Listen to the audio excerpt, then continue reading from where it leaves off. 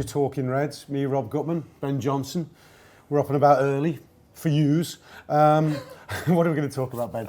I'll tell you what we're going to talk about. There's a massive breaking story, the transfer story of the summer so far for Liverpool. Sam Wallace, The Telegraph, says, and he's just copying off me, isn't he, Ben? Pretty much me, Because I broke this story two weeks ago on Tour Players' The Gutter Show, the award-winning The Gutter Show. It was an exclusive then from my sources, who I can't reveal, close to the deal. Close to the deal. Geographically close. Close to the deal. And, actually close to the deal. Very important characters involved. They know who they are. We broke this story about this kid, Harvey Elliott. He's 16, going on 15 when he made his debut for Fulham. He's played, I think, 3 times for Fulham, twice in the Prem, once in the League Cup. Actually made his debut at 15 years, 364 days or something. And he looks good to me, Ben. Are you excited by this? Oh, yeah, mate. You've just told me he reminds you of Coutinho. Yeah, I did. So I've seen 35 seconds worth of clip. So in which case, you could just see when he swiveled his hip. What number's he getting? Number 10? Oh, it's definitely a 10. Yeah, he seemed to play off the right and cut onto his left. I'm a big fan of this detailed... On the right, onto his left. That's kind of scouting. Does this come from your source? Or is this from your own eyes? Oh no, my source close to the deal said, and I quote, "He's fucking brilliant." I'll do, mate. Am I allowed to swear on this one? Yeah, well, it's only YouTube. Well, genie's out of the bottle. We are where we are. But yeah, I'm excited. We're now piling up these young players. We bought, we had Kiana Herver breakthrough last season. He's still about 14. Vandenberg, and now Billy Elliott's lad, Harvey, the Halfmeister. Yeah, it looks like we've gone away from, we had that splurge last year where we've looked and thought, right, you know what, if we're going to actually win anything, we need to bang money on some of the best players in the world. Yeah.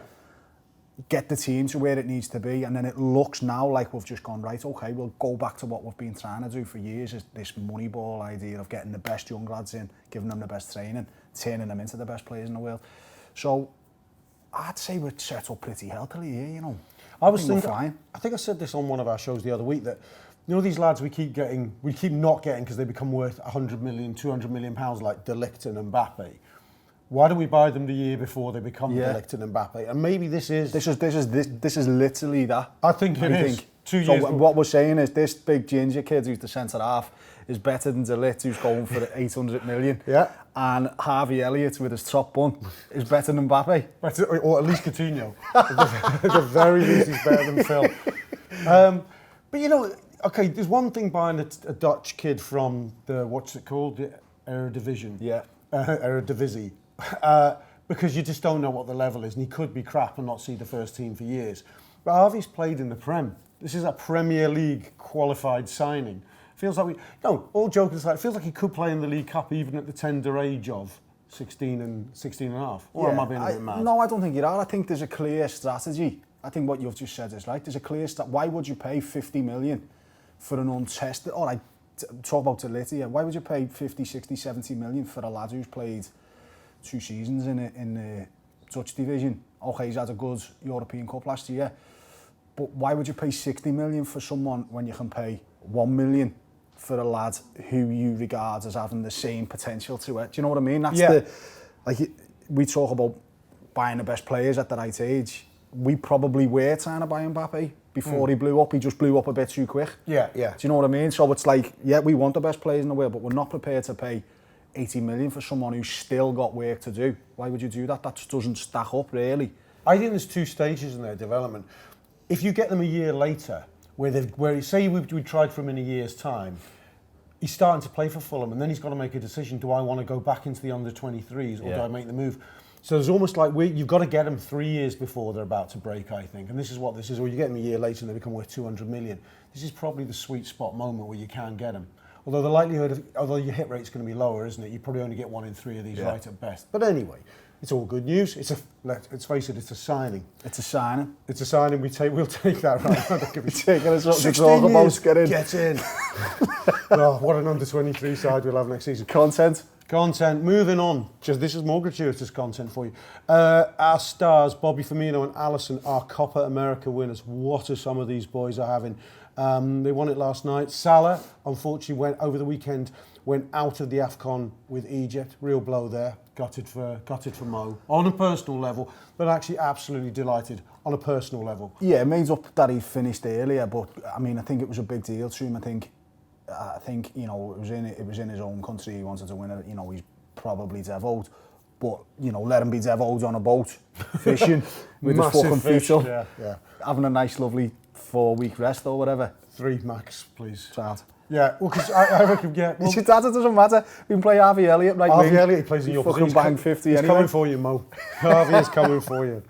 Checking onto his left foot as we speak. Just holding the door open. Mane is still in the AFCON. He's through to the quarterfinals. And they're playing a team called Benin. So you'll know about them. I will, yeah. My lads, they're a good set. I can't believe... If I haven't heard of them, they can't be any good. So that means him through to the semis, which is not good. I don't think we'll see much of Sadio before third, fourth game of the season, to be truthful. I think from this point, he may as well win it. Yeah, he may as well win it and be damned. And then we can all be made up that he's won it, you know, because I think for him personally, you know, if they go on and win that, he's the best player for Senegal and they go on and win it, then, you know, from a personal point of view, he's been second runner-up to Salah in the African Player of the Year the last 2 years. So you'd like to think maybe, you know, he's had as good a season in the Prem last year as Salah. So if they go on and win it, then he's made up. He gets to cement his position as one of the best players in the world, wins African Football of the Year maybe. Yeah. Scores 60 for Liverpool next year, wins us the league. I think, do you know what, he has stepped up every year. You're going to talk about him in a minute, aren't you? I am good. Sure, I'll shut up about him now. What have I got to do? Right, we are at the Anfield Wrap doing an award, the Embodiment of LFC Player Award, and we want to ask you who you think should win it. It's a catchy title, Rob. It is a very catchy title. I wonder who in the office would have come up with that. Who's your money on? It's literal. I'm saying Neil. It feels very near. Hiya, mate. He's part by a pool in Portugal as we speak. Place I've been to, I've been giving him recommendations all week. He won't listen to me. No, he won't. No, he won't. He'll have a jumper on, a coat. By the pool. A jumper and a pair of Speedos, won't he? just covering his modesty. Hiya, mate. Okay, the Embodiment of LFC Player Award. So it says here, it's probably Neil who said it, someone on and off the pitch who sums up this club, someone who encapsulates LFC. To vote for this player, head to www.theanfieldwrap.com/award to vote for your favourite player. Right, who would we vote for, Ben? Who would you vote for? On and off the pitch. On and off the pitch. I'm going Trent. I just think everything about him, the way he holds himself, the way he's one of the best footballers for his age group in the world. No two ways about it. He's one of the best fullbacks in the world as it stands. But the way he carries himself, like even, I read a few quotes about, when he was starting to come through, he said to some of his teammates, when they were knocking about the reserves, he said, if we ever get through, we're gonna do work. We're gonna carry on doing work for and how for others is it who he works with, the main charity that he does a lot of work with, and he's carries on doing that, and he understands the impact of being a footballer from Liverpool and the impact you can have in the wider community. I just think everything about him is special. I think he's a future Liverpool captain, which says a lot. But the way he holds himself, the way he acts, he's just won the European Cup age 20. And he, the season he's had, his ability on the ball, the way he backs himself. Do you back him to be as good as Gerrard? Not in a literal positional sense, but in how important we will come to see him as good as that good, I suppose. Is that putting too much pressure? No, I think he's on that path. I think he's on that trajectory, definitely. Yeah. I think when you look at what he's achieved, at the age at which he's achieved it, I think he's definitely on that trajectory. The comparisons are there. sometimes he hits the ball the same as him, you know. That's what I mean. For anyone growing up in Liverpool, you know, when Gerrard was playing, I remember I'm the same age as Gerrard, and like I played footy on a Sunday, I used to try and do what Gerrard's done. You know what I mean? I mean, that's quite embarrassing. You know, the same age as him. But if you're 8, yeah, I mean, it wasn't good to watch, you know, I'm not saying it was any good. I think I mastered the 2-foot one on where he jumped on. Who was it? The lad who he nearly speared in half, like spear fishing in the derby. I was going to say, it was awful. I've mastered that, but like the crossing and the shooting and the scoring, I didn't get anywhere near.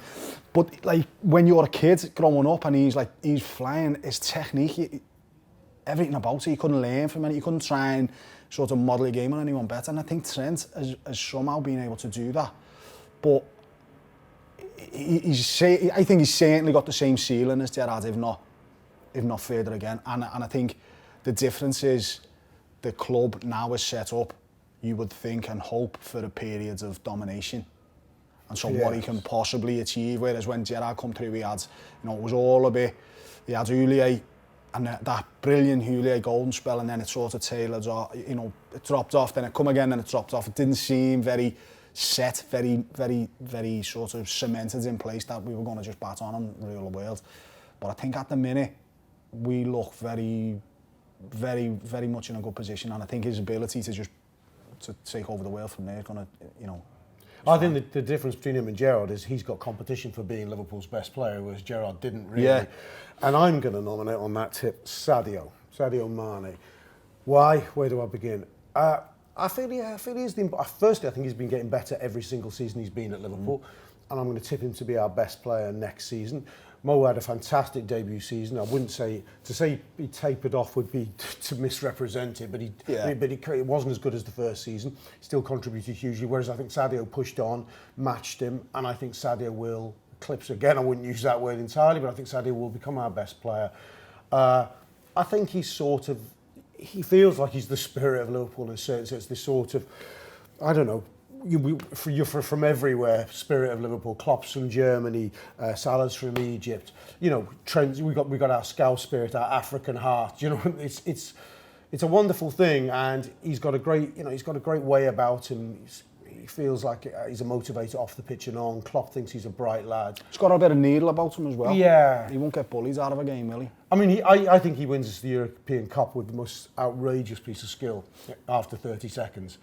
Deliberately putting that ball onto that big yard dog's hand was absolutely one of the greatest moments in our history. It will come to be seen as, I know he did it on purpose, because you look at how he positions his body. He looks up and goes, "You're really going to stick it there, are you, mate?" Bang. You know, that's no crossbar challenge, is it? 5 yards away. Anyway, so it's Sadio from me. I'm going to be under pressure to wrap this up. So I'm going to mention that the Anfield Wrap are going on tour Thursday, July the 18th in Chicago, and Monday the 22nd of July in New York. And you can get your tickets at www.theanfieldwrap.com/TAW Live. Nice. I seen you avoided the tour conundrum there, didn't you? I was warned by Lizzie not to just go tour live. What's tour? Anyway, that's it. Thank you from Ben. Thank you from me. If you enjoyed it. Up the Reds.